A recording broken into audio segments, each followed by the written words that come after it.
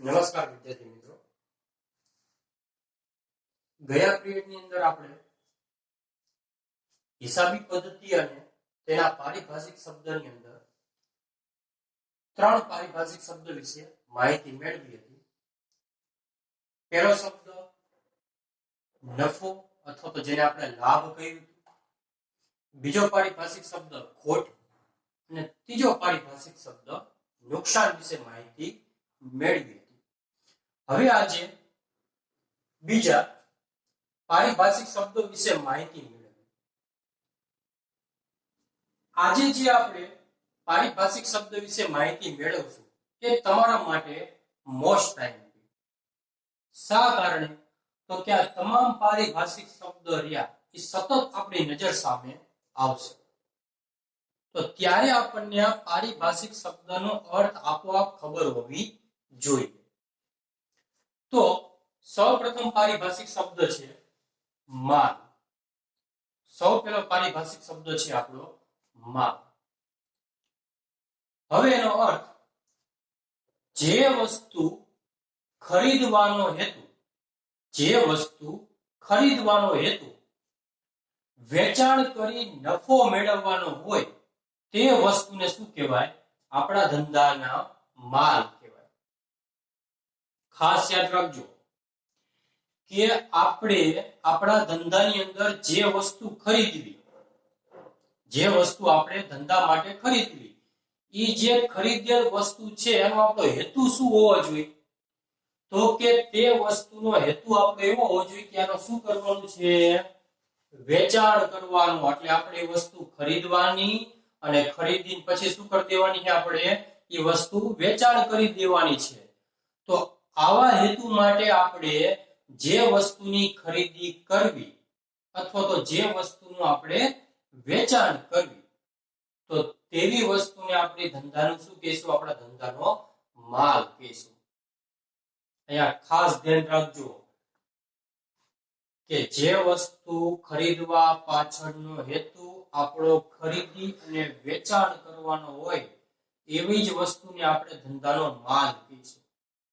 ઉદાહરણ તરીકે, જો કોઈ અનાજનો વેપારી હોય, એ અનાજનો વેપારી પોતાના ધંધા માટે અનાજ ખરીદે અથવા તો પોતાના ધંધા માટે અનાજ વેચે, તો એ અનાજ અનાજના વેપારી માટે શું થઈ ગયું?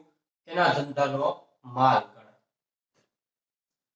એવી રીતે કોઈ ફર્નિચરનો વેપારી હોય, તો એ ફર્નિચરના વેપારીને ફર્નિચર શું થઈ ગયું એના ધંધા માટે?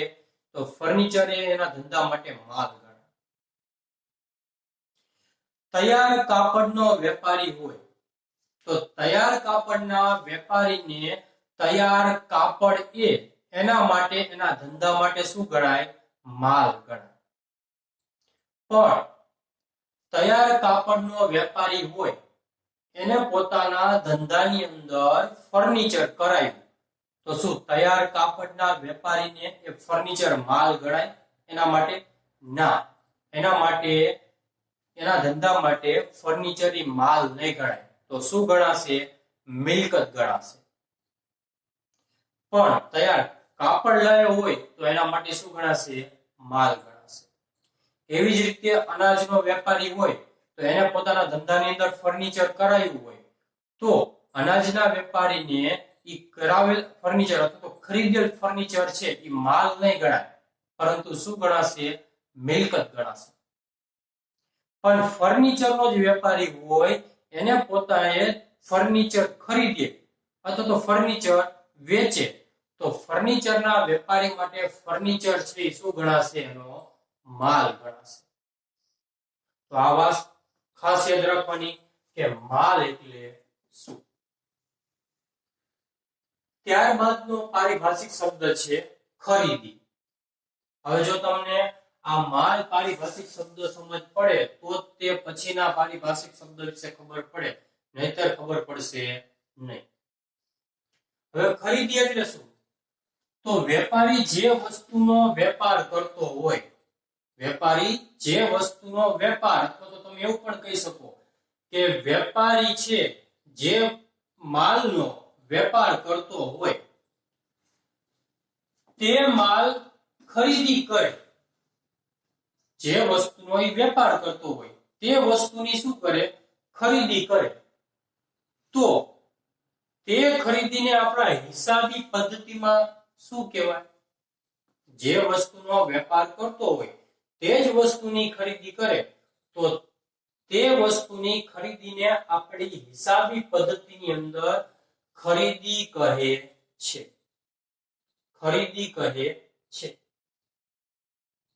ખાસ ધ્યાન રાખજો, જે વસ્તુનો વેપાર કરતો હોય તે વસ્તુની ખરીદી કરે તો જ એને ખરીદી કહેવાય.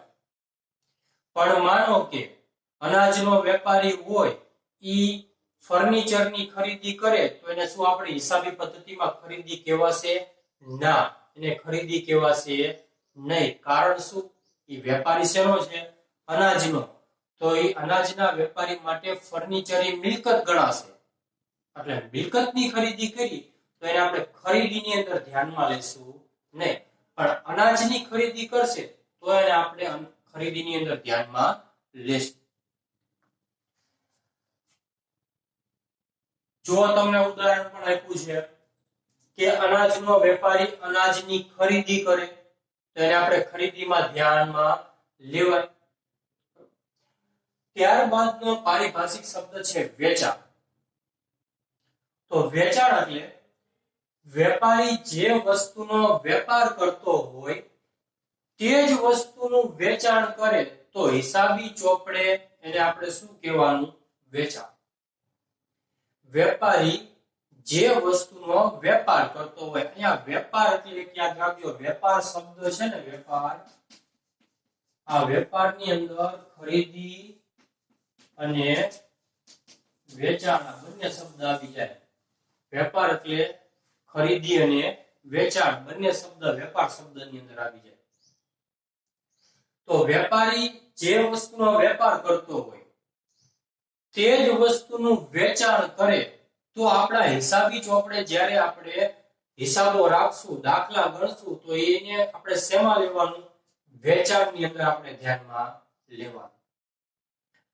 પરંતુ વેપારી જે વસ્તુનો વેપાર કરતો હોય એની સિવાયની વસ્તુ વેચે તો એને આપણે હિસાબી ચોપડે વેચાણ તરીકે ધ્યાનમાં લેવાય નહીં. હમણાં જ ઉદાહરણ આપ્યું તે જ પ્રમાણે કે અનાજનો વેપારી હોય તે પોતાના ધંધાનું જૂનું ફર્નિચર થઈ ગયું હોય તો જૂનું ફર્નિચર વેચે. તો એ વેપારી શેનો છે? અનાજનો. પણ એને વસ્તુ કઈ વેચી? ફર્નિચર. તો અનાજના વેપારી માટે પોતાના ધંધાનું ફર્નિચર ધંધાની મિલકત ગણાય તો એને મિલકતનું વેચાણ કર્યું કહેવાય. એને પોતાના માલનું વેચાણ કર્યું ગણાય નહીં. તો એને આપણે વેચાણમાં ધ્યાનમાં લઈશું નહીં. પણ અનાજનું જ વેચાણ કરે તો એને પોતાના માલનું વેચાણ કર્યું કહેવાય.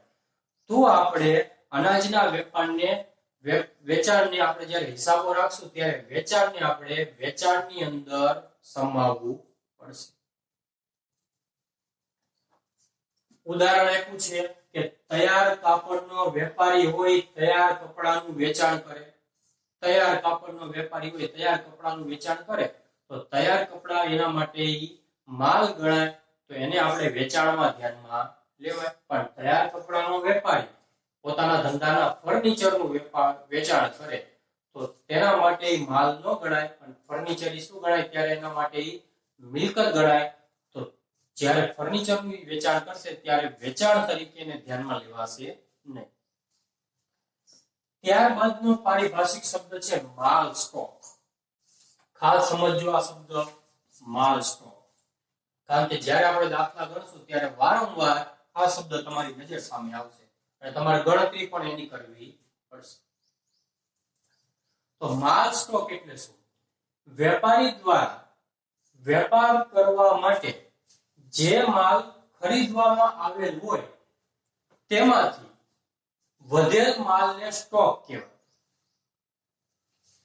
વેપારી દ્વારા પોતે વેપાર કરવા માટે માલની ખરીદી કરી હોય, ખરીદી કર્યા પછી શું કરશે? માલનું વેચાણ. બરોબર. હવે ઘણીવાર એવું પણ બનશે અને એવું બને કે જેટલી ખરીદી કરી હોય એટલું વેચાણ થાય નહીં. એટલે આપણું વર્ષ પૂરું થાય, હિસાબી વર્ષ આપણું પૂરું થાય ત્યારે ખરીદેલ માલમાંથી અમુક માલ એવો હશે કે જે વેચાયા વગરનો આપણા ધંધામાં વધેલો હશે. તો આ જે વેચાયા વગરનો વધેલો માલ રહ્યો આપણા ધંધાની અંદર પડ્યો છે, એ માલને જ આપણે શું કહેવાય? આપણા માલનો સ્ટોક. શું કહેવાય? આપણા માલનો સ્ટોક કહેવાય. હવે માલના સ્ટોક કેટલા પ્રકારના હોય? માલના સ્ટોક કેટલા પ્રકારના હોય? તો બે પ્રકારના હોય. એમાંનો પહેલો પ્રકાર આવે આખર માલનો સ્ટોક. પહેલો પ્રકાર કયો? આખર માલ સ્ટોક. તો આપણું હિસાબી વર્ષ પૂરું થાય, આપણું હિસાબી વર્ષ પૂરું થાય અને હિસાબી વર્ષના છેલ્લા દિવસે જેટલો પણ માલ વેચાયા વગરનો હોય ને, જેટલો પણ માલ વેચાયા વગરનો વધેલો હોય, હિસાબી વર્ષની છેલ્લી તારીખે છેલ્લા દિવસે એ વેચાયેલા વગરના માલને આપણે શું કહેવાનું? આખર માલનો સ્ટોક. આખર માલનો સ્ટોક. શું લેવા? તો કે વરા પૂરું થાય છે, વરાની આખરની તારીખ છે, છેલ્લી તારીખ એટલે આખરની તારીખ. અને આખરની તારીખે કેટલી વસ્તુ આપણે વેચાયા વગરની પડી છે? તો જેટલી વસ્તુ વેચાયા વગરની પડી હશે એને આપણે આખર માલનો સ્ટોક કહેશું. ત્યારબાદ ઈ વર્ષ પૂરું થઈ જાય, એક દિવસે બીજો દિવસ આવશે નવો. તો બીજો દિવસ નવો આવશે એટલે પાછું કેવું હિસાબી વર્ષ ચાલુ થઈ જશે? નવું. કેવું હિસાબી વર્ષ ચાલુ થઈ જશે? નવું. તો કે આ વર્ષને અંતે વધેલો જે આખર માલનો સ્ટોક હોય એ પછીનું જે નવું હિસાબી વર્ષ ચાલુ થાય તો ત્યારે નવા હિસાબી વર્ષ માટે તો એ કેવો માલ થઈ જશે? શરૂનો સ્ટોક. કારણ કે ધંધાની શરૂઆત થાય છે નવા વર્ષની અંદર, અને નવા વર્ષની અંદર તમારી પાસે કેટલો સ્ટોક પડ્યો છે? તો કે શરૂઆતનો સ્ટોક કહેવાય. એટલે ટૂંકમાં તમે એવું પણ કહી શકો કે એક પૂરા થતા નાણાકીય વર્ષનો આખર સ્ટોક એ નવા ચાલુ થતા વર્ષનો શરૂનો સ્ટોક ગણાય.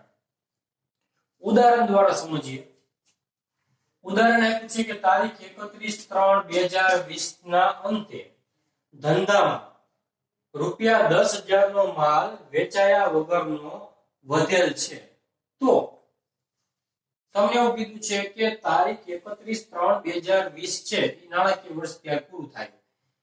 31/3/2020 ના રોજ આપણા ધંધાની અંદર કેટલા રૂપિયાનો માલ વેચાયા વગરનો છે? ₹10,000. તો હવે તમને એમ કહે કે આમાં ગણતરી કરો કે કયા વર્ષનો શરૂનો કહેવાય, કયા વર્ષનો આખરનો. તો આપણે અગાઉ સમજાયું હિસાબી વર્ષ હંમેશા 1/4 ચાલુ થાય અને પૂરું ક્યારે થાય? 31/3. તો અહીંયા તમને 31/3/2020 આપેલું છે. તો એનો અર્થ એવો કે આ હિસાબી વર્ષ 1/4/2019 થી 31/3/2020 સુધીનો હશે. 1/4/2019 થી 31/3/2020 સુધીનું હશે. એટલે 31/3 એ પૂરું થાય છે 2020 ના રોજની તારીખ માલ આપ્યો છે એટલે એ આપણો આખર માલનો સ્ટોક થઈ જશે 10,000. જ્યારે બીજો દિવસ 31/3 નો દિવસ પૂરો થાય, બીજો દિવસ એટલે 1/4 પહેલી તારીખને ચોથો મહિનો, બીજો દિવસ જ્યારે ઉગશે એટલે નવો દિવસ અને વર્ષ પણ શું થઈ ગયું? અહીંયા બદલાઈ ગયું. હવે વર્ષ કયું ચાલુ થઈ ગયું? નાણાકીય વર્ષ અથવા તો હિસાબી વર્ષ. તો કે 1/4/2020 થી 31/3/2021 નું નાણાકીય વર્ષ ચાલુ. તો નવા વર્ષની પહેલી તારીખે આપણી પાસે કેટલો સ્ટોક પડ્યો છે? ₹10,000. તો નવા વર્ષની પહેલી તારીખે જે આપણી પાસે સ્ટોક પડ્યો એને કહેવાય આપણો શરૂનો સ્ટોક. તો આજે આપણે 3 પારિભાષિક શબ્દ વિશે સમજ મેળવી. માલ, ખરીદી, વેચાણ અને સ્ટોક. 4 પારિભાષિક શબ્દ વિશે માહિતી મેળવી. માલ, ખરીદી, વેચાણ અને સ્ટોક. તો એની અંદર આ પારિભાષિક શબ્દ તમારા માટે ખૂબ જ મહત્વના છે. આ પારિભાષિક શબ્દ વિશે તમારે વારંવાર અભ્યાસ કરવો કે જેથી તમને એનો અર્થ સ્પષ્ટ થઈ જાય, કે જેના કારણે આપણે જ્યારે દાખલા ગણશું ત્યારે તમને પ્રશ્ન ન થાય કે ફર્નિચરનું વેચાણ અનાજના વેપારી માટે શેમાં લેવું, અનાજના વેપારી માટે અનાજનું વેચાણ શેમાં લેવું અથવા તો ખરીદી શેમાં લેવી, ત્યારે પ્રશ્ન ઉભો ન થાય. એટલા માટે આનો અભ્યાસ ખાસ કરો. આજના માટે આટલું જ છે. બાકીના પારિભાષિક શબ્દો આપણે આવતા પીરિયડમાં લઈશું. Thank you.